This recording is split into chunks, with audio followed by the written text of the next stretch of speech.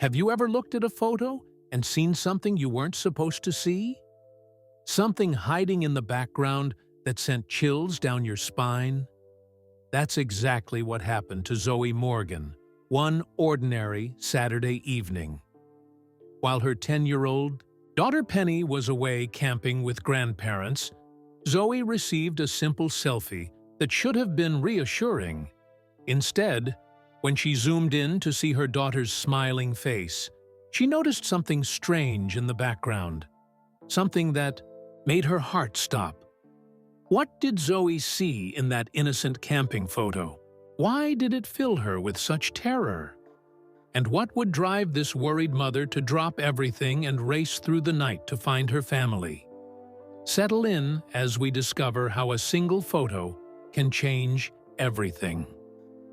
Zoe Morgan checked her watch for the third time in 5 minutes. The big hand had barely moved. Where were they? Grandma Dot and Grandpa Lou were usually so punctual. "Mom, stop worrying. They'll be here," Penny said, sitting on her purple backpack. At 10 years old, she had mastered the eye roll that Zoe was sure most kids didn't perfect until their teenage years. "I know, sweetie. I just want to make sure you have enough daylight to set up camp." Zoe tucked a strand of hair behind her ear and peered down the street. The rumble of an engine made them both look up. The old blue RV turned the corner, Grandpa Lou waving wildly from the driver's seat, while Grandma Dot blew kisses from the passenger window. "They're here!" Penny jumped up, her face breaking into a huge smile. She grabbed her backpack and the small duffel bag packed with clothes for the weekend. The RV pulled into the driveway, creaking as it came to a stop. Grandpa Lou climbed out, his tall frame moving slower than it used to, but his smile as bright as ever. "There's my Penny girl," he called, arms wide open. Penny crashed into him with a hug that nearly knocked him over. "Grandpa, I've been ready since forever." Grandma Dot emerged next, her silver curls bouncing as she made her way to Zoe. "Thanks for letting us take her," Dot said, giving Zoe a warm hug. "Pinecrest Lake is beautiful this time of year. Not too hot, not too cold." "I just feel bad I have to work all weekend," Zoe sighed. The big project at work couldn't wait, even for her daughter's happiness. "Nonsense! That's what grandparents are for." Dot patted Zoe's cheek. "Besides, Lou needs this as much as Penny does. Gets him away from that television." Grandpa Lou was already loading Penny's bags into the RV. "Got your fishing pole, kiddo? I found the perfect spot where the trout practically jump into your hands." "Yep. And my hiking boots, and my bug spray, and my new flashlight." Penny bounced on her toes. Zoe knelt down to Penny's level, straightening the collar of her daughter's green t-shirt. "Remember to listen to Grandma and Grandpa, okay? And stay where they can see you at all times." "Mom," Penny groaned. "I know the rules." "And send me pictures," Zoe added, tapping Penny's phone in her pocket. "I want to see all the fun you're having. I promise. I'll send so many you'll think you were there." Zoe pulled her daughter close, breathing in the strawberry scent of her shampoo. These weekends apart were getting harder, not easier. Ever since Tom died 3 years ago, Penny was her whole world. "All right, camping crew, sun's up and the fish are waiting," Grandpa Lou called from the RV door. Penny gave Zoe one last squeeze before racing to the RV. Grandma Dot followed, carrying the cooler Zoe had filled with sandwiches and snacks. "We'll take good care of her," Dot promised, "just like we always do." "I know you will," Zoe said. "Call me when you get there. The reception can be spotty at Pinecrest." "Will do. Now go finish that project so you can take some time off next month. Maybe join us for the 4th of July trip?" Zoe nodded, though they both knew her work rarely allowed for holidays off. The RV door closed with Penny waving from the window. Zoe stood in the driveway, waving back as the vehicle backed out and began its journey. 3 hours to Pinecrest Lake. They should arrive before dinner time. As the RV turned the corner, something red caught Zoe's eye. There on the porch swing lay Mr. Rusty, Penny's stuffed fox. The well-loved toy had been her daughter's constant sleep companion since she was 4.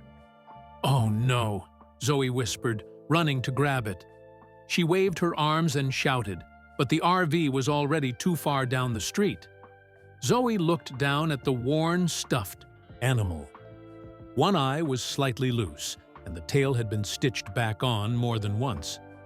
Penny hadn't been sleeping with Mr. Rusty as much lately, claiming she was too big for stuffed animals now. But Zoe knew her daughter still tucked him under her pillow every night.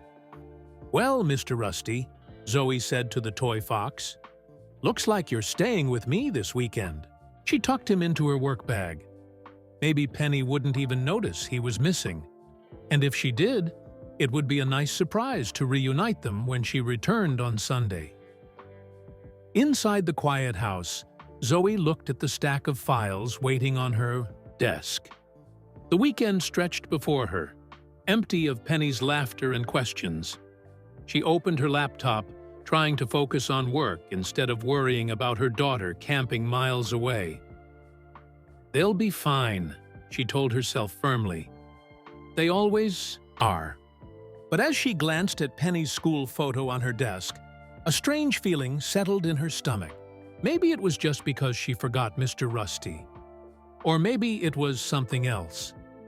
Zoe shook her head. She was being silly. This was going to be a perfectly normal camping trip. The afternoon crawled by as Zoe worked on her presentation slides. Every so often, she found herself checking her phone, even though she knew they wouldn't reach the campground for hours. At 5 o'clock, she heated up leftover pasta for dinner and ate alone at the kitchen table, the silence of the house pressing in around her. At 5:47, her phone rang. Zoe lunged for it. "Hello? Are you there? Is everything okay?" The words tumbled out before she could stop them. Grandma Dot's warm laugh filled her ear. "Everything's fine, dear. We just got to the campsite about 30 minutes ago. Reception is spotty, like you said, so I had to walk up the hill a bit to call you." Zoe exhaled slowly. "How was the drive? Did Penny get carsick on those winding roads?" "Not a bit. She and Lou played 20 questions for nearly the whole trip. That child has quite an imagination. Did you know she picked unicorn burp as something for Lou to guess?"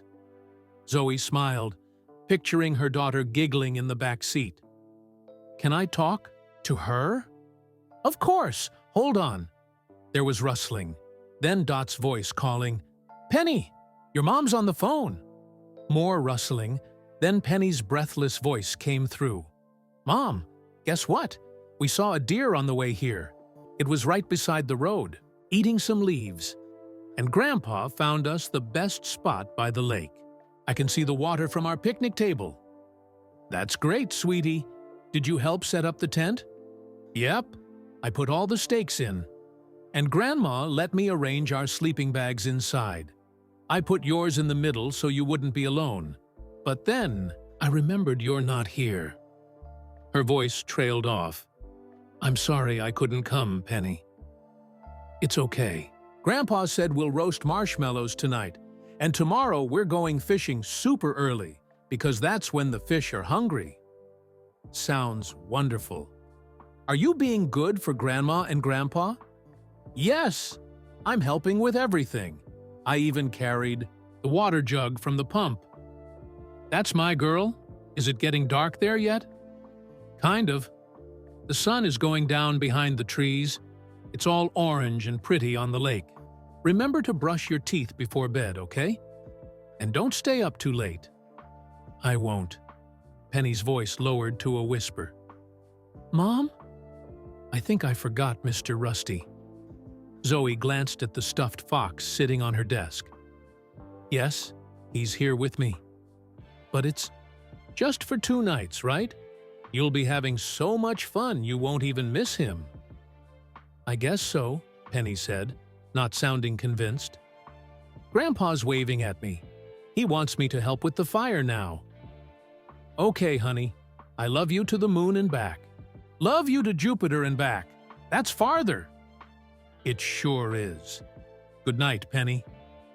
"Night, Mom." The phone rustled again, and Grandma Dot came back on. "We'll take good care of her, Zoe. Try not to worry." "I know you will. Just call me if anything happens, okay?" "Of course. But nothing will happen except too many marshmallows and maybe a fishtail or two from Lou." After hanging up, Zoe tried to return to her presentation. She added graphs and bullet points, but her mind kept wandering to Pinecrest Lake. Were the nights cold there this time of year? Did Penny remember to pack her warm socks? Hours later, with her presentation finally complete, Zoe was getting ready for bed when her phone dinged. A new message from Penny with a photo attached. Zoe quickly opened it. In the picture, Penny grinned from inside her sleeping bag, her face lit by the glow of a lantern. Her hair was messy, and there was a smudge of chocolate on her cheek from s'mores. The caption read, "Night, Mom. Wish you were here." Zoe smiled and zoomed in on her daughter's face, wanting to see her freckles that always seemed to multiply in summer. As she did, something in the background caught her eye.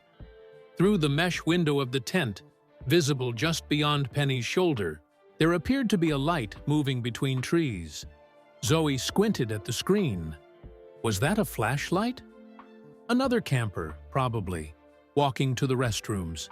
But something about the way the light bobbed unsteadily made her stomach tighten. She immediately dialed Grandma Dot's number, but it went straight to voicemail.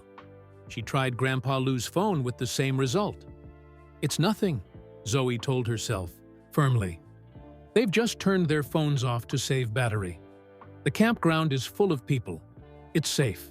Still, she found herself staring at the photo again, at that distant light among the trees.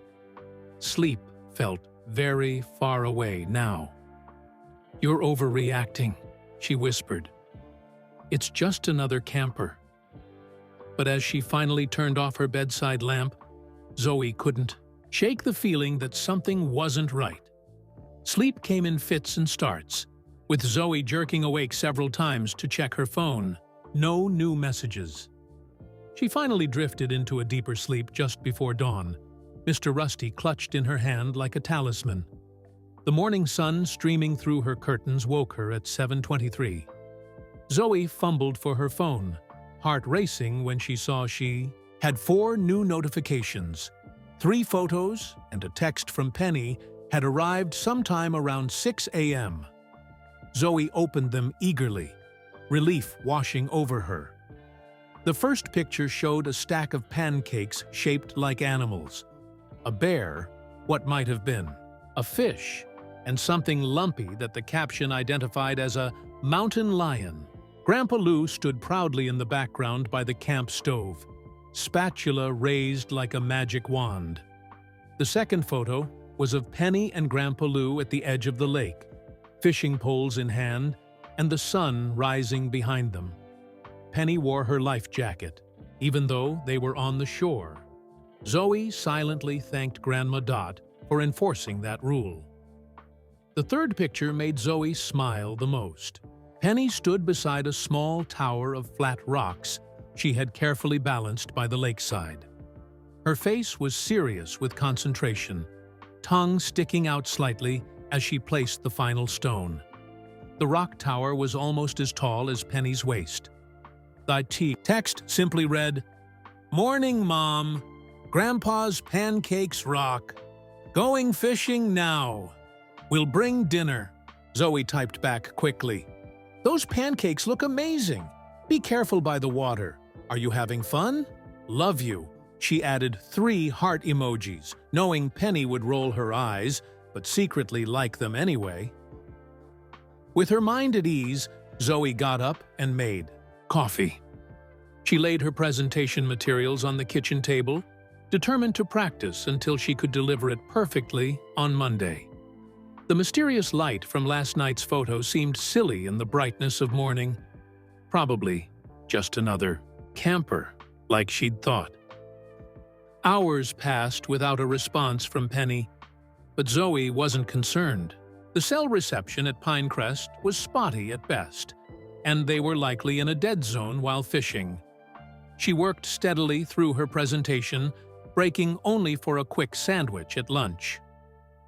By mid-afternoon, Zoe had practiced her presentation 3 times and felt confident about it. She decided to take a short break and go for a run, something she rarely had time for on weekends with Penny.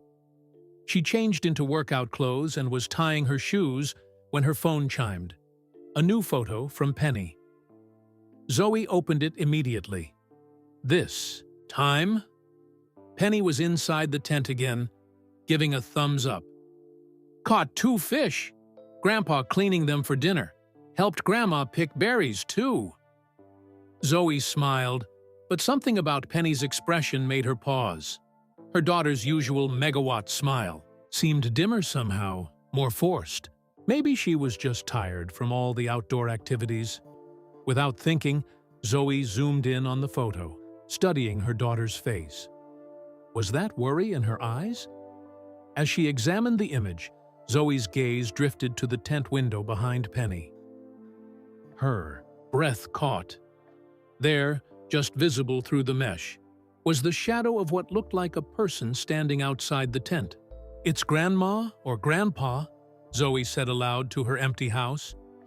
"Of course it is," but the shadow didn't look like the round, short shape of Grandma Dot, nor the tall, lanky frame of Grandpa Lou. It was someone else, someone just standing there, watching. Zoe's fingers trembled as she dialed Grandma Dot's number. Straight to voicemail. She tried Grandpa Lou. Same result. She called the main campground office at Pinecrest Lake. After 5 rings, a bored-sounding young man answered. "Pinecrest Lake Recreation Area. How can I help you?" "Hi, I'm trying to reach my family at the campground," Zoe explained, trying to keep her voice steady. "My daughter and her grandparents. They're in campsite." She stopped. Which campsite were they in? Penny hadn't mentioned a number, and Zoe hadn't thought to ask. "Do you know which loop they're in? Lakeview? Pine Ridge? Manzanita?" "I'm not sure," Zoe admitted, "but their names are Dot and Lou Morgan. They're in an old blue RV with a tent set up next to it." "Ma'am, we have over 200 campsites, and I'm the only one in the office today. I can't go checking for specific people." "Please," Zoe begged. "I'm worried about my daughter. I just need someone to stop by and check on them. Look, most of the campground has no cell service. They probably just can't get a signal. I'm sure they're fine." Zoe thanked him and hung up, frustration building. She tried calling both Dot and Lou again with no luck. She sent another text to Penny. "Is everything okay? Please call me when you get this." 1 hour passed, then 2, then 3. Zoe paced her living room, checking her phone every few minutes. The shadow in the photos seemed more ominous with each passing hour. Why wasn't anyone answering? What was happening at that campsite? At 7:18 p.m., a new photo finally arrived. This one showed Penny holding up a plate with a piece of fish. "Dinner. I caught," read the caption. But Penny's smile was definitely strained now, her eyes looking past the camera instead of at it. Zoe immediately zoomed in on the background. No shadowy figure this time, but the campsite looked different somehow. Were they in a different spot? The trees behind the RV weren't the same as in the morning photos. By 9 p.m., with no further messages and no answers to her calls, Zoe made a decision. This silent worry was worse than any possible overreaction. She picked up her phone and dialed the non-emergency number for the Pinecrest Ranger Station. After several rings, a woman answered. "Pinecrest Ranger Station. This is Officer Diaz speaking. Hi, Officer Diaz. My name is Zoe Morgan. Zoe took a deep breath. I'm calling because I'm concerned about my family, who are camping at Pinecrest Lake right now. My 10-year-old daughter, Penny, is there with her grandparents, Dot and Lou Morgan. I haven't been able to reach them by phone for hours, and the last few photos my daughter sent seem off. Off how, exactly? Officer Diaz asked, her tone professional but not alarmed. In the background of one photo, there seems to be someone standing outside their tent, and in the latest picture, they appear to be in a different campsite than before. As Zoe said it out loud, she realized how flimsy her concerns sounded. Ms. Morgan, it's very common for cell service to be spotty or non-existent in many parts of our campground. As for the campsite looking different, they may have moved to a spot with better shade or fewer neighbors. I understand that, Zoe said, her fingers tightening around the phone. But my daughter's smile doesn't look right. A mother knows these things. And there was a strange light moving outside their tent in a photo from last night. She heard Officer Diaz typing something. What campsite are they in? I don't know the number, Zoe admitted, but they're in an old blue RV with a tent set up beside it. My father-in-law Lou has a beard and wears glasses. My mother-in-law Dot has silver curly hair. Penny has long brown hair, usually in a ponytail. More typing. And when did they arrive at the campground? Yesterday afternoon, around 5 p.m. Okay, Ms. Morgan, here's what I can do. I'm on patrol in about 20 minutes. I'll drive by the camping loops and look for a blue RV matching that description. I'll check if your family is there and make sure everything is all right. Relief washed over Zoe. Thank you so much. Can you call me back when you find them? I will. It might be an hour or so before I complete my rounds. Try not to worry in the meantime. Zoe hung up and immediately started pacing her living room again. An hour. She had to wait an hour to know if her family was safe. It felt like an eternity. She tried calling Dot and Lou's phones again. Still nothing. She sent another text to Penny. I'm worried because I can't reach you. Please call or text as soon as you can. To keep busy, Zoe gathered the photos Penny had sent and looked at them in order. The morning pictures showed happy campers by a lake with mountains in the background. The later picture with the fish dinner showed fewer mountains, more trees. Were they still at Pinecrest? Could they have gone somewhere else? But why would they do that without telling her? 58 minutes later, not that Zoe was counting, her phone rang. Ms. Morgan? This is Officer Maya Diaz. I've completed my rounds of all the camping loops. Did you find them? Zoe clutched the phone so hard her knuckles turned white. I found what I believe is their campsite. There's a blue RV in Site 42 on Lakeview Loop. The registration matches a Lewis Morgan. There's fishing gear outside and a tent set up. Were they there? Did you talk to them? Zoe pressed.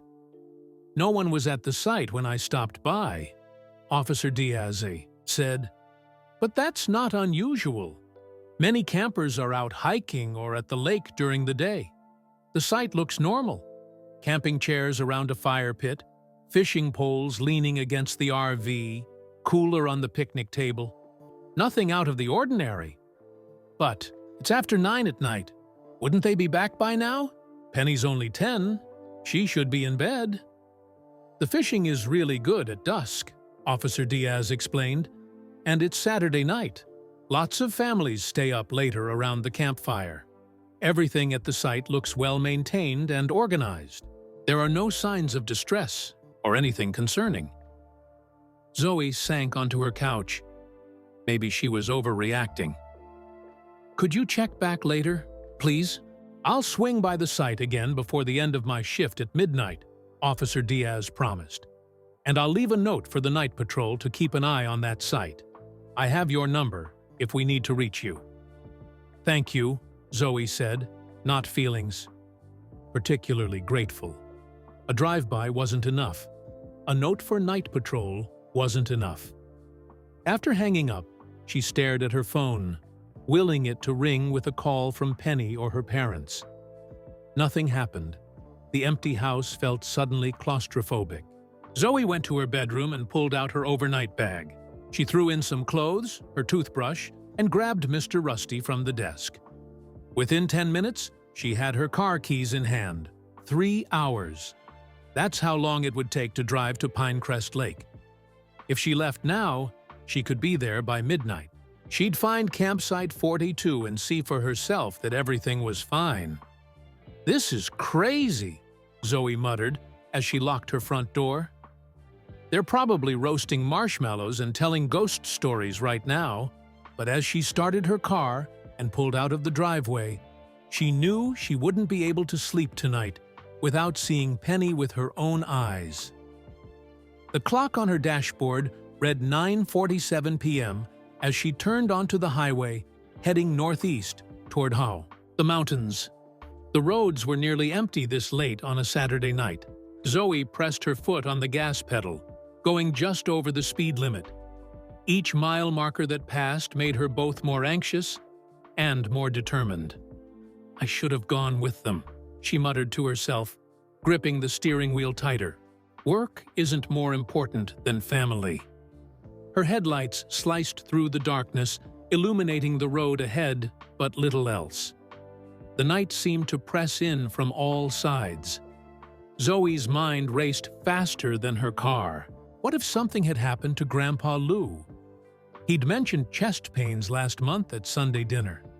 Zoe had urged him to see a doctor, but Lou had waved away her concerns. "Just heartburn," he'd insisted. What if it wasn't? Or maybe it was something else entirely. Had there been strangers hanging around their neighborhood lately? Zoe couldn't recall seeing anyone suspicious, but she was often distracted, rushing between work and Penny's activities. Her phone rang through the car's speakers, making her jump. Officer Diaz's name flashed on the screen. "Hello? Did you find them?" Zoe answered immediately. "Not yet, Ms. Morgan. I checked the site again, and it's still empty. I spoke with some neighboring campers who said they saw your family heading toward the lake trail around sunset with fishing gear. That was about 4 hours ago." 4 hours? That's too long. Penny should be in bed by now. "I understand your concern," Officer Diaz said calmly. "I've notified the night patrol, and they'll keep looking. I just wanted to update you before my shift ended." "Thank you, but I'm actually on my way there now," Zoe admitted. "I should arrive around 1 in the morning." There was a pause. "Ms. Morgan, I don't recommend driving these mountain roads at night, especially if you're upset. The turns can be dangerous, and there's no guardrail in some sections. I'll be careful. I just need to see for myself that they're okay." After hanging up, Zoe checked her gas gauge. 3/4 full. She should make it to Pinecrest without stopping. 45 minutes later, the flat highway gave way to winding mountain roads. The rain that had been threatening all day finally began to fall. Light drops at first, then a steady downpour that made visibility difficult. Zoe slowed down, leaning forward as if those extra few inches would help her see better through the windshield. The wipers worked frantically, barely keeping up with the deluge. A memory surfaced, their last family camping trip 3 years ago, before Tom's accident. Penny had been 7, still missing her front teeth. Tom had taught her how to cast a fishing line, standing behind her with his arms wrapped around her small frame, guiding her movements. "Just like throwing a baseball," he'd said, "but gentler, so you don't scare the fish." Tears mixed with determination as Zoe navigated a particularly sharp turn. Tom would want her to protect Penny. He'd understand this midnight drive, this need to make sure their daughter was safe. Zoe's phone chimed with a message notification. Her heart leaped. Penny? But when she glanced at the screen at a straight section of road, it was just her boss asking if the presentation was ready for Monday's meeting. "Not now, Keith," she muttered, ignoring the message. The rain intensified. Through her rain-streaked windows, the world became a blur of shadows and reflections. A deer bounded across the road, freezing for a heart-stopping moment in her headlights. Before disappearing into the trees, Zoe's hands were cramping from gripping the steering wheel so tightly. She flexed her fingers one hand at a time, rolling her shoulders to release some tension.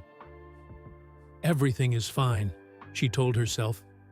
But the words sounded hollow even to her own ears. She tried calling both Dot and Lou again. Still no answer. She tried Penny's phone too, though she knew her daughter was unlikely to answer if her grandparents weren't. Another sharp curve came up suddenly. Zoe braked harder than she'd intended, feeling the car slide slightly on the wet pavement before regaining traction. "Careful," she whispered. "You're no help to Penny if you don't make it there." The dashboard clock now read 11:21 p.m.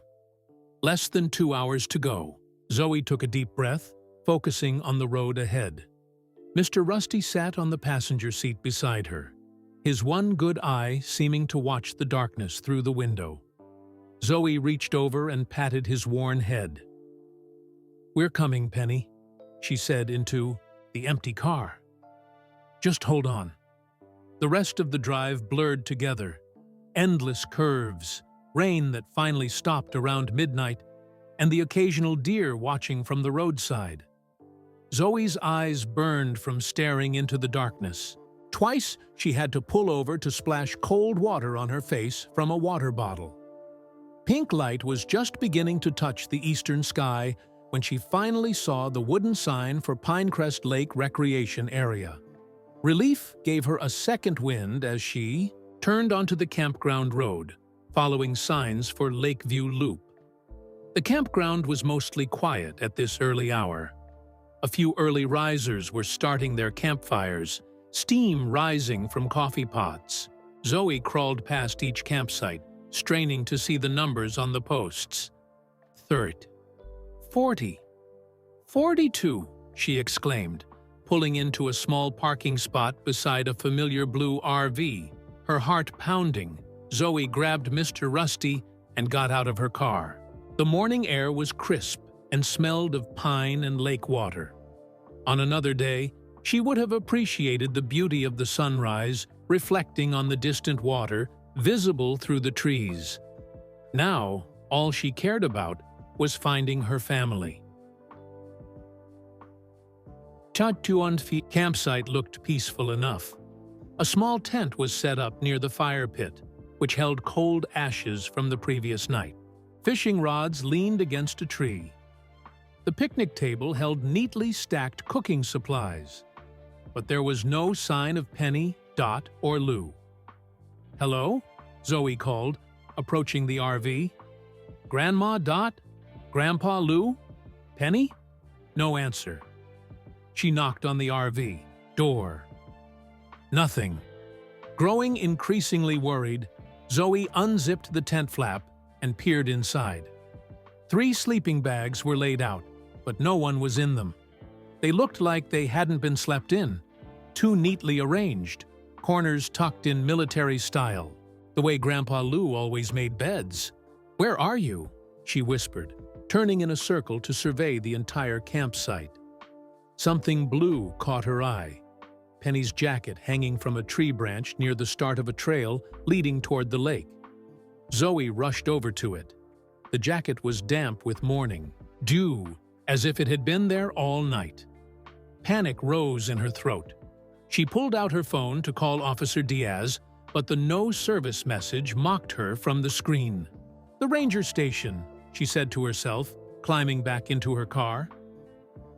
5 minutes later, Zoe pulled up to a small wooden building with a green roof. A sign on the door read, "Open 7:20 a.m., 8 p.m." According to her car clock, It was only 5:47 a.m. No, no, no! Zoe banged on the door anyway, hoping someone might be inside early. To her surprise, the door opened. A woman in a ranger uniform stood there, dark hair pulled back in a neat bun. "Can I help you?" she asked. Then recognition dawned on her face. "You must be Ms. Morgan. Officer Diaz from the night shift left a note about you." "I'm Zoe Morgan," she confirmed breathlessly. "I just went to campsite 42, but my family isn't there. My daughter's jacket is hanging on a tree, but there's no sign of any of them." The ranger motioned her inside. "I'm Officer Maya Diaz. We spoke on the phone last night." "Did the night patrol ever find them?" Zoe asked, hope rising. Officer Diaz shook her head. "I'm sorry. They didn't report making contact. But that doesn't necessarily mean anything bad. Campers often go fishing at dawn, especially experienced ones like your father-in-law. But Penny's jacket could have been left out to dry if it got wet," Officer Diaz suggested reasonably. "Let me radio the other morning rangers to see if anyone has spotted them." While Officer Diaz made the call, Zoe paced the small office, clutching Mr. Rusty so tightly that his remaining eye threatened to pop off. "No luck," Officer Diaz said after finishing her call. "But I'll help you look for them myself. Can you show me a recent photo?" Zoe pulled up the pictures Penny had sent on her phone. Officer Diaz studied them carefully. "This last photo, the one with the fish dinner, doesn't look like it was taken at campsite 42, she noted. "The trees in the background are different. More pine, less oak." "That's what I thought too," Zoe exclaimed. "Could they have moved campsites? Let me check the registration logs." Officer Diaz typed something into her computer. "No, the Morgan party is still registered at Site 42 through tomorrow. No site transfers or early departures logged." Zoe showed her the photo with the shadowy figure by the tent. "This is what really worried me." Officer Diaz frowned, zooming in. "I can see why you were concerned. Let's head back to the campsite and search more thoroughly. I'll bring the first aid kit, just in case." Back at Site 42, Officer Diaz made a systematic search while Zoe called out for Penny and her grandparents. The campground was coming to life now, with more campers emerging from tents and RVs. "Excuse me," Officer Diaz said to a man at the neighboring campsite who was brewing coffee. "Have you seen the family staying here?" "Older couple with a young girl, about 10 years old?" The man shook his head. "Sorry, no. We just arrived last night around 8. This site was already empty then." They continued searching, calling Penny's name up and down the nearby trails.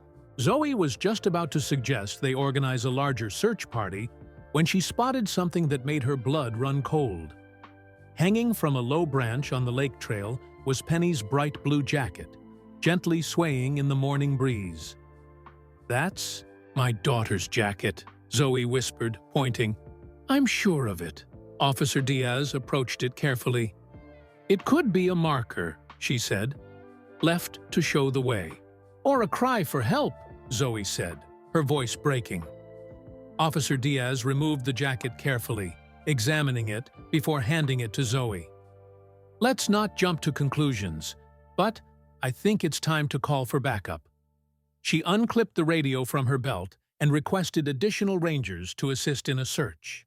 "We have a missing family, 2 seniors and a 10-year-old girl. Last seen at campsite 42 Lakeview Loop yesterday evening." While Officer Diaz made the call, Zoe held Penny's jacket close, breathing in the faint scent of her daughter's strawberry, shampoo that still clung to the collar. Penny loved this jacket. She wouldn't have left it behind unless she had to. "3 more rangers are on their way," Officer Diaz said, returning to Zoe's side. "Do you have recent photos we can use to identify your family members?" Zoe nodded, pulling up the fishing photo on her phone. "This is from yesterday morning. Officer Diaz studied it. Good. Clear faces. This will help. While we wait for the others, let's go back to your family's RV. There might be clues there we missed. At the campsite, Officer Diaz put on latex gloves. Before trying the RV door, it was unlocked. "Hello? Ranger service," she called, pushing the door open.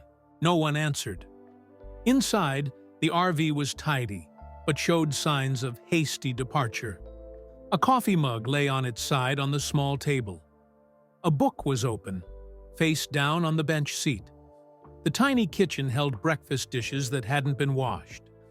They left. "In a hurry," Officer Diaz observed, picking up a cell phone from the floor.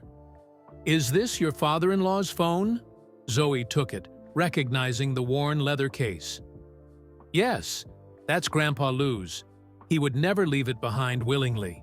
She tried turning it on, but the battery was dead. Officer Diaz bagged the phone as evidence just as 2 more Rangers arrived at the campsite. Officer Diaz briefed them quickly, while Zoe continued looking around. Under a pillow, in the sleeping area, she found Penny's phone. The battery still had some charge. Zoe's hands trembled as she unlocked it. Penny's password was always the same, the day they had adopted their cat, Whiskers. "I found my daughter's phone," she called to Officer Diaz, who came over immediately. "Any messages we should know about?" "No, but there are photos she never sent me." Zoe scrolled through the gallery, stopping on an image that made her gasp. It showed a clear boot print in mud near their tent. Someone with very large feet had been walking around their campsite. She swiped to the next photo. More boot prints, forming a trail leading toward their tent. The next photo was blurry but unmistakable. A man partially hidden behind trees, watching the campsite. His face wasn't clear, but he wore a dark jacket and had a baseball cap pulled low. "Officer Diaz," Zoe said, her voice barely above a whisper. "Look at this." The ranger examined the photos, her expression growing more serious. "When were these taken?" Zoe checked the timestamps. "Yesterday morning, before she sent me the fishing photo." Officer Diaz immediately radioed the other rangers. "We now have reason to believe this is a potential missing persons case. The child documented evidence of someone watching their campsite before they disappeared. Within 30 minutes, the campsite had transformed into a command center. A total of 6 rangers gathered around a map spread on the picnic table. Nearby campers were being interviewed.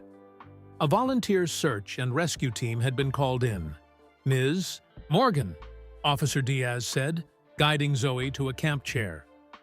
"I need you to tell me everything you know, even details that might seem unimportant." Zoe described the strange light in the first night's photo, the changes in the campsite background in later photos, and Penny's increasingly forced smile. "Could there be anyone who might want to harm your family? Any recent threats or unusual encounters?" Zoe shook her head. "No, nothing like that. We're just ordinary people. Lou is retired from the post office, Dot volunteers at the library. Penny is in 4th grade. We don't have enemies." Officer Diaz nodded, making notes. "We're treating this very seriously, Ms. Morgan. I've issued a BOLO. Be on the lookout for your family members." By mid-morning, the search was in full swing. Teams of rangers and volunteers spread out along the trails, radiating from the campsite, calling for Penny, Dot, and Lou. A park helicopter had been requested to search from the air, but was delayed due to morning fog over the mountains. Zoe insisted on joining one of the search teams, despite having been awake all night. Officer Diaz assigned her to the group, heading down the lakeside trail where Penny's jacket had been found. "Stay with Ranger Thompson at all times," Officer Diaz instructed. "If you find anything at all, don't touch it. Just call for help immediately."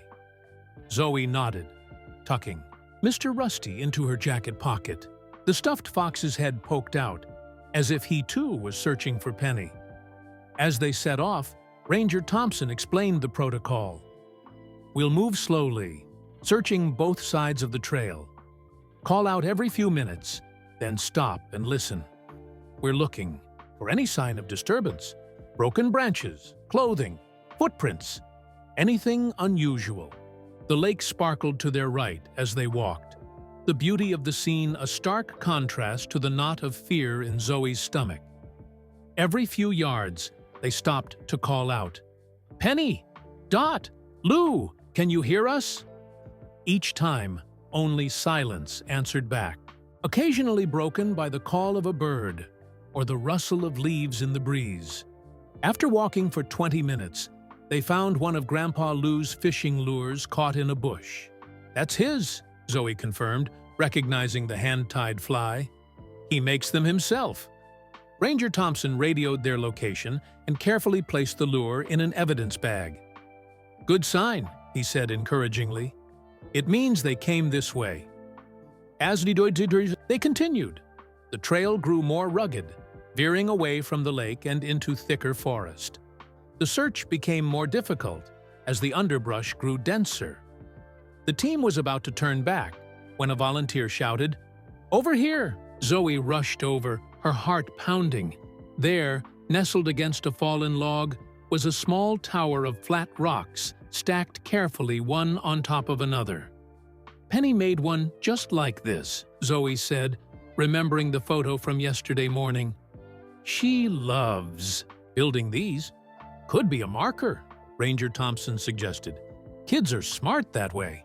The rock tower pointed toward a barely visible game trail branching off the main path. Ranger Thompson radioed their discovery, while Zoe stared down the narrow trail, wondering what lay beyond. "My baby went this way," she whispered, more certain than ever. "I know she did." Ranger Thompson held up his hand. "Wait for backup before we proceed. Game trails can be tricky, easy to get lost." Zoe nodded reluctantly, fighting the urge to dash down the narrow path. Every minute felt precious, but she knew getting lost wouldn't help Penny. Within 15 minutes, Officer Diaz arrived with 2 more rangers and additional equipment, better radios, first aid kits, and more water. "We found another rock tower, about half a mile back on a different trail," Officer Diaz reported. "But this one with the game trail seems more promising based on the fishing lure." The team moved forward cautiously, with Ranger Ellis in the lead using a machete to clear overgrown sections. The path was so narrow they had to walk single file, with Zoe in the middle of the line. "Penny! Grandma Dot! Grandpa Lou!" Zoe called, repeatedly. Each cry echoed back unanswered, swallowed by the dense forest.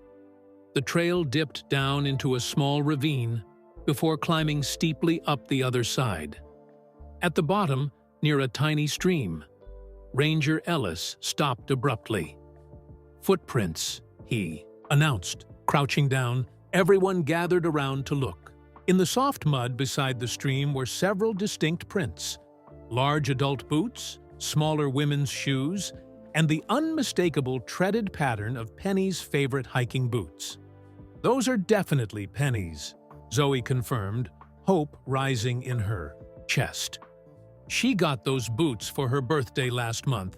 She was so excited about the purple laces."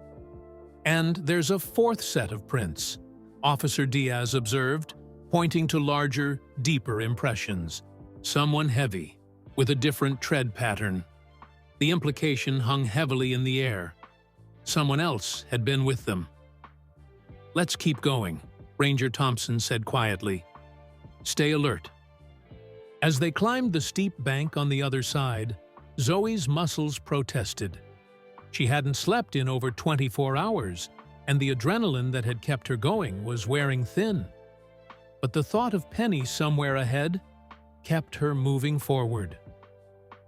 The trail continued upward for nearly half a mile, winding between towering pines. Occasionally, they found more evidence: a candy wrapper that Zoe recognized as Penny's favorite brand, a thread caught on a branch that matched Grandma Dot's sweater, They came this way deliberately, Officer Diaz said, examining the candy wrapper. The question is, were they running from something or following something? The trail leveled out onto a ridge that offered a view of the surrounding forest. Ranger Ellis brought out binoculars, scanning the area.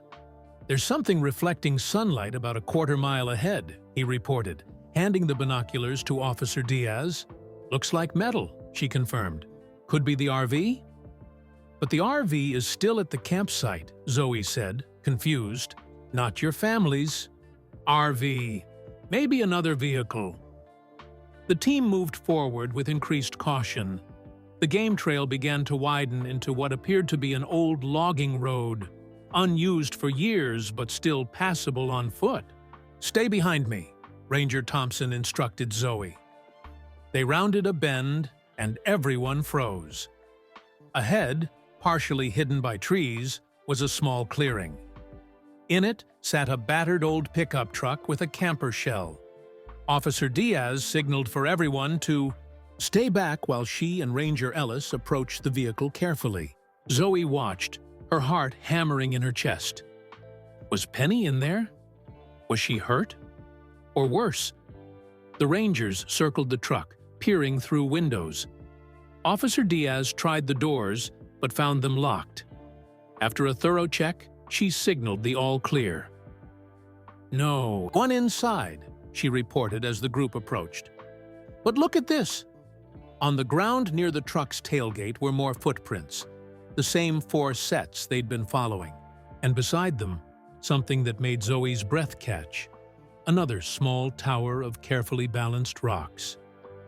"Penny was here," Zoe said, tears welling in her eyes. "She's leaving us a trail of breadcrumbs." Ranger Thompson examined the area around. The truck. "Looks like they kept going that way," he said, pointing to where the old logging road continued into the forest. Before they could proceed, Ranger Ellis's radio crackled to life. "Team 1 to Ellis. We've found something you should. See? Over. Ellis here. What have you found? Over. An old mine entrance about a mile north of your position. Appears to have been recently disturbed. Over." Officer Diaz took the radio. "This is Diaz. Any signs of our missing persons? Over." "Negative on visual confirmation, but we found another of those rock stack markers nearby." Over. Zoe grabbed Officer Diaz's arm. "We need to go there now," the ranger nodded. "We'll head that way immediately. Mark your position clearly and wait for us. Over." The team redirected, following Ranger Ellis, who used his GPS to navigate toward the coordinates provided by the other search group. The going was harder now, with no trail to follow. They clambered over fallen logs and pushed through dense underbrush. "Penny!" Zoe called out repeatedly, her voice growing hoarse. "Grandma! Grandpa!" Only the rustling of leaves answered her. After 40 grueling minutes, they spotted orange flagging tape tied to trees, markers left by the first team. Following these, they finally emerged into another small clearing where 3 rangers waited. "The mine entrance is just over there," one of them said, pointing to a hillside about 50 yards away. Zoe squinted, seeing nothing at first. Then she spotted it. A dark opening in the rocky slope, partially collapsed and covered with weathered warning signs. "Are they in there?" she asked, already moving toward it. Ranger Thompson gently caught her arm. "We don't know yet. We need to be careful. With old mines, they can be extremely dangerous. Cave-ins, bad air, flooded sections. But if Penny left a marker, we'll check it out," Officer Diaz assured her. "But we need proper equipment. The rescue team with mining expertise is on their way." Zoe pulled away. "My daughter could be hurt. In there, we can't just stand here waiting." As they argued, a sound cut through the forest quiet. Faint, but unmistakable. A child's voice calling for help. Everyone froze, listening intently. "That's Penny!" Zoe cried, breaking free and running toward the mine entrance. Officer Diaz caught up quickly, grabbing her shoulders. "Wait!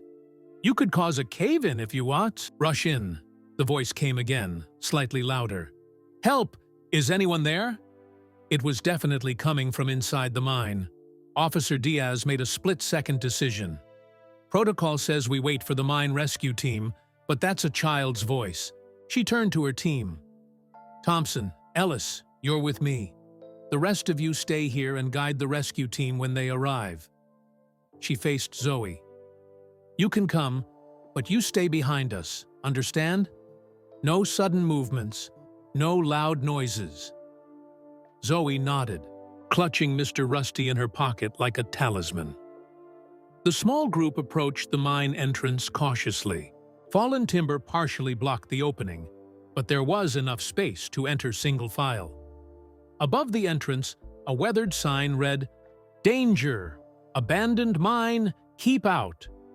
Officer Diaz switched on her powerful flashlight, illuminating a dark tunnel that extended into the hillside. "Stay close," she whispered, "and listen." The group huddled at the mine entrance, straining to hear. For several long moments, there was only silence. Then, faintly from within the darkness, "Hello? Is anyone out there?" "Penny!" Zoe couldn't help calling out, her voice echoing off the stone walls. Officer Diaz winced. "Careful. Loud noises can trigger cave-ins in unstable mines." She raised her voice slightly, controlled but clear. "This is Ranger Diaz with Pinecrest Ranger Service. We hear you. Keep talking so we can find you." "We're inside! Please, help us!" The voice was definitely Penny's, though it sounded tired and frightened. Officer Diaz handed out spare flashlights from her pack. "Stay at least 6 feet apart. It distributes our weight better. Watch for loose rocks or timber supports that look damaged. If you hear any cracking or shifting sounds, freeze immediately." The Rangers switched on their headlamps, creating cones of light in the thick darkness. Zoe's hand shook as she turned on her flashlight. The beam revealed a tunnel about 6 feet high and 4 feet wide, its walls reinforced with old wooden beams in some places. The floor was uneven, scattered with rocks and debris. "Hello?" Penny's voice called again. "Are you coming?" "We're coming, honey," Zoe replied, trying to keep her voice steady despite the terror gripping her chest. What if the whole place collapsed? On them? Officer Diaz led the way, testing each step before committing her weight. Ranger Thompson followed, then Zoe, with Ranger Ellis bringing up the rear. Their lights swept across the walls, illuminating dark stains where water had seeped. Through the rock, the tunnel extended straight for about 30 yards before branching into 3 separate passages. "Which way?" Officer Diaz whispered, her light sweeping across each option. "Penny?" Zoe called softly. "Can you call out again so we can find you?" They waited, listening intently. A faint sound came from the right tunnel. Ranger Thompson pointed. "That way. I heard something." The right passage was narrower than the main tunnel, forcing them to hunch over as they proceeded. The air grew noticeably cooler and damper. Zoe's flashlight beam caught the glint of moisture on the walls. "Be extra careful here," Officer Diaz warned. "The moisture makes everything less stable." They moved forward inch by inch, calling out occasionally and stopping to listen for a response. The tunnel began to slope downward, making their footing even more treacherous. After about 50 yards, they heard soft crying ahead. "Penny!" Zoe called, her heart racing. "Baby, is that you?" "Mom?" The voice was clearer now, filled with disbelief and hope. "Mom, you came." "Keep talking, honey. We're coming to get you. We're in a big room. Grandpa's hurt his ankle. There's lots of old tools and stuff in here. Officer Diaz nodded encouragingly to Zoe. Sounds like they found an old chamber where the miners worked. Those are usually more stable than the tunnels. The passage curved to the left and suddenly widened into a larger space. Officer Diaz's powerful light swept across the chamber, revealing rusty mining equipment, rotting wooden crates, and finally, huddled against the far wall, 3 familiar figures. "Penny!" Zoe rushed forward, forgetting all caution. Penny broke, away from her grandparents, and ran to meet her mother. They collided in a fierce hug, both sobbing with relief. "You found us! You really found us!" Penny kept repeating, her arms locked around Zoe's neck. "Are you hurt? Are you okay?" Zoe pulled back just enough to examine her daughter's face in the flashlight beam. Penny was dirty and tired-looking, but appeared unharmed. "I'm okay," Penny assured her. "But Grandpa fell and hurt his ankle really bad. And Grandma was so scared." Zoe looked over at her in-laws. Grandma Dot sat beside Grandpa Lou, whose leg was stretched out awkwardly in front of him. Lou's face was pale with pain, but he managed a weak smile. "Some camping trip, huh?" he said hoarsely. The Rangers were already examining Lou's ankle, which was swollen to twice its normal size. "Definitely a severe sprain, possibly a fracture," Ranger Thompson reported. "He shouldn't put any weight on it." Officer Diaz was on her radio, informing the outside team of their discovery. "We've found them, all alive. 1 injured adult male needs assistance for evacuation. Over." While the Rangers assessed the situation, Zoe held Penny close. "I was so worried. What happened? Why did you come into this dangerous mine?" Before Penny could answer, Grandma Dot approached, her silver curls now gray with dust. "Oh, Zoe, thank God you found us. We got so turned around in here, couldn't find our way back out." "But why were you in here at all?" Zoe asked. Dot and Penny exchanged looks. Grandpa Lou spoke up from where he sat. "We were hiding," he admitted. "Had to get away from the campsite." "Hiding? From what?" Lou's expression grew serious.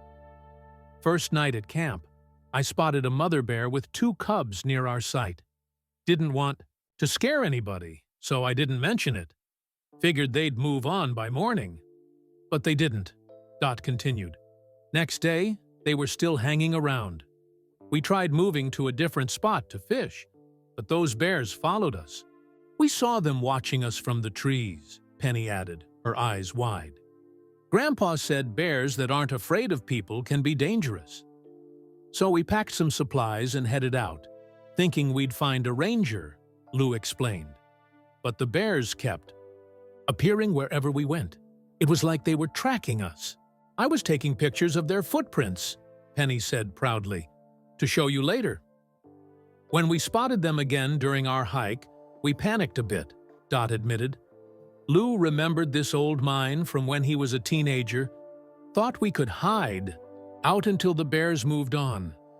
But once we got inside, we got confused about which tunnel was the way out," Lou finished. "Then I slipped and twisted my ankle something awful. Couldn't walk, so we just stayed put, hoping someone would find us." Officer Diaz had been listening while checking her equipment. "Bears don't usually stalk people like that. They generally avoid humans unless food is involved." "Well, these ones sure seemed interested in us," Lou insisted. "Big black bears followed us everywhere." Ranger Thompson and Officer Diaz exchanged glances. "The mine rescue team will be here soon with a stretcher." "For Mr. Morgan," Officer Diaz announced. "Let's start getting everyone ready to move. The sooner we're out of here, the better." As the Rangers prepared for evacuation, Zoe reached into her pocket and pulled out Mr. Rusty. "Someone missed you," she said, handing the stuffed fox to Penny. Penny's face lit up. "Mr. Rusty!" She hugged the toy tightly. "I knew I forgot him." Then she leaned close to Zoe's ear and whispered something that made Zoe's blood run cold. Mom, I wasn't taking pictures of bear tracks, Penny said quietly. Bears don't wear boots. Zoe pulled back, staring at her daughter in confusion. What do you mean? But before Penny could explain, the radio crackled with an urgent message from outside. Officer Diaz, come in. We have a situation out here. Over. Diaz grabbed her radio. This is Diaz. What's happening? Over. We found fresh footprints approaching the mine entrance. Someone's been here very recently. Not part of our team. Over. Officer. Diaz's expression darkened. Copy that. Secure the perimeter. Mine rescue ETA? Over. 15 minutes out. Should we enter to back you up? Over. Officer Diaz looked at the Morgan family, then at the tunnel leading back to the surface. Negative. Maintain position and be on alert. We're preparing to move. Out now. Over. She turned to the group. Change of plans. We're leaving immediately. But what about Lou's ankle? Dot protested. He can't walk. Thompson and Ellis will help him. We need to move. Officer Diaz's tone left no room for argument.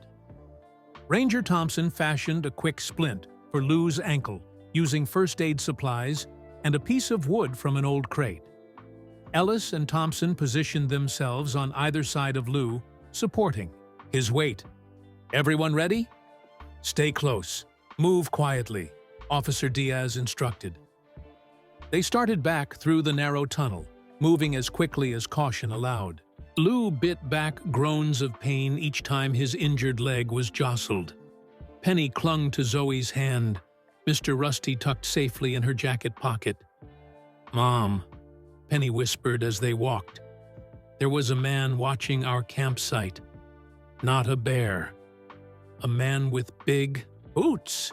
He kept following us. Zoe squeezed her daughter's hand. I know, honey. I saw the pictures on your phone. Grandpa and Grandma thought they were protecting me by saying it was bears. But I knew it wasn't. They reached the junction where the three tunnels met. Officer Diaz paused, listening. The main tunnel stretched ahead, leading to daylight and safety. Almost there, she whispered encouragingly. As they started forward, a sound froze them in place. Footsteps coming from the mine entrance. Someone was entering the mine. Officer Diaz motioned everyone back into the shadows of the right passage. She unholstered her sidearm and signaled the other rangers to stay quiet. The footsteps grew closer. A beam of light swept across the junction, accompanied by a man's voice. Hello? Anybody in here? The rangers tensed. Officer Diaz stepped partially out of the shadows, her weapon raised. Park Service, identify yourself. The light swung toward her, momentarily blinding. Whoa! Don't! Shoot! I'm just looking for my dog! Step forward slowly with your hands where I can see them, Officer Diaz commanded. A man moved into view, tall, bearded, wearing muddy boots and a baseball cap. He looked startled to see so many people. What are you doing in this mine? Ranger Bo, Thompson demanded. It's clearly marked as dangerous and off-limits. My dog ran in here, the man explained, his eyes darting between the rangers. Golden Retriever. Have you seen him? There's no dog in here, Officer Diaz said coldly. But we found a family that's been hiding for nearly 24 hours. A family with a little girl who took pictures of someone stalking their campsite. Someone wearing boots exactly like yours. The man's expression hardened. Don't know what you're talking about. I'm just looking for my dog. Show me your ID, Officer Diaz ordered. The man's hand moved toward his pocket. Then suddenly, he turned and bolted back toward the entrance. Stay with the family, Officer Diaz shouted to Thompson and Ellis as she took off in pursuit. The tunnel filled with the sounds of running footsteps and Officer Diaz's commanding voice. Stop! Park Service! Zoe pulled Penny close, shielding her eyes against her shoulder. Grandma Dot, whimpered softly beside Grandpa Lou, whose face had gone even paler. Minutes later, they heard voices at the mine entrance. Then Officer Diaz returned, slightly out of breath. "We got him," she reported. The rest of the team caught him trying to flee. "They're securing him now." "Who is he?" Zoe asked, her arms still protectively around Penny. "We're not certain yet, but based on his description and behavior, he may be connected to a case we've been working on.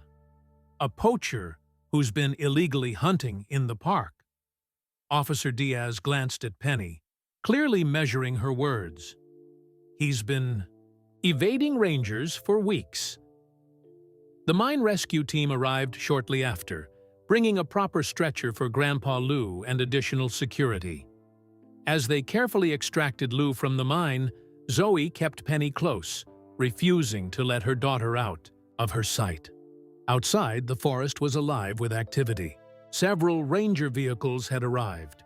The bearded man sat handcuffed in the back of one, scowling as an officer took his photograph. At the ranger station, after Grandpa Lou had been taken by ambulance to the nearest hospital for X-rays, Officer Diaz asked to speak with the family. "We've identified the man from the mine," she informed them. "His name is Ray Weaver, and he's wanted for multiple violations: illegal hunting, trapping, and trespassing in protected areas. We found evidence at his truck suggesting he was camping illegally close to your site." "But why was he following us?" Dot asked, her hand trembling around her coffee cup. "We believe you accidentally disturbed one of his illegal trapping operations when you arrived at the campsite," Officer Diaz explained. "Based on what we found in his truck, he was worried you'd report him, so he kept an eye on you. Then, when we started taking pictures and moved campsites, he probably thought we were onto him," Lou added from his wheelchair, his ankle now properly bandaged. "Exactly," Officer Diaz nodded. "You did the right thing by hiding, even if you thought it was from bears. Your instincts to protect Penny were spot on." Later that afternoon, as Zoe packed up their belongings from the campsite, Penny sat on a nearby rock, Mr. Rusty in her lap. "Mom," she asked quietly, "can we still go camping sometimes? I still like the woods, even after all this." Zoe paused, looking at her brave daughter. "Yes, we can. But next time, we're all going together. No more working weekends for me." Penny smiled. A real smile this time, not the forced one from the photos. "Promise?" "I promise. And next time, we won't forget Mr. Rusty." As they loaded the last of their belongings into Zoe's car, Officer Diaz approached with something in her hand. "Almost forgot," she said, handing Penny her phone. "You might want this. Those pictures you took helped us identify a dangerous criminal. You've got good instincts, Penny." Penny beamed, taking her phone back. "I knew something was wrong. I tried to leave clues with my rock towers." "You did everything right," Officer Diaz assured her. "Those markers helped us find you." Later, as they drove home with Penny safely, buckled in the back seat next to Mr. Rusty, Zoe couldn't help but think about how a simple weekend camping trip had turned into such a frightening ordeal. She glanced in the rearview mirror at her daughter, who was already falling asleep after the exhausting adventure. One thing was certain: she would never ignore her maternal instincts again. Not when it came to Penny's safety. Not when a selfie could reveal so much more than a smile. That was the end of this story. I hope you enjoyed following Zoe's desperate search for her daughter and the surprising revelation at the end. Where are you listening from today? Let me know in the comments below. If you enjoyed this thrilling tale, please like this video and subscribe to the channel for more interesting stories just like this one. Don't forget to share with your friends and family who might enjoy it too, spreading both kindness and awareness with each share. Until next time, stay safe And remember, sometimes a mother's instinct is the most powerful force in the world.